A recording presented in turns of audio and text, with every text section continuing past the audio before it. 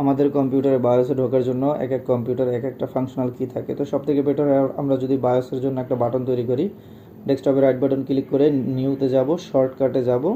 শর্টকাটে গিয়ে এরকম একটা ইন্টারফেস আসবে, এখানে লিখব C colon backslash Windows backslash system 32 দেখিয়ে দেবো এখান থেকে, ব্যাকস্ল্যাশ শাটডাউন ডট ইএক্সি, এরপর ফরওয়ার্ড স্ল্যাশ দিয়ে এস, ফরওয়ার্ড স্ল্যাশ দিয়ে স্পেস দিয়ে টি, স্পেস দিয়ে 0, আবার স্পেস দিয়ে ফরওয়ার্ড স্ল্যাশ দিয়ে FW লিখে নেক্সটে প্রেস করে দেব। এখানে বায়োস লিখে দেব, ফিনিশ দিয়ে দেব।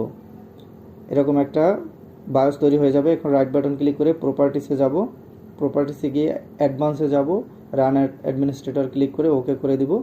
চাইলে এখান থেকে চেঞ্জ আইকন দিয়ে আমরা আইকনও চেঞ্জ, আমি এই আইকনটা দিয়ে দিলাম, অ্যাপ্লাই দিব, ওকে দিব।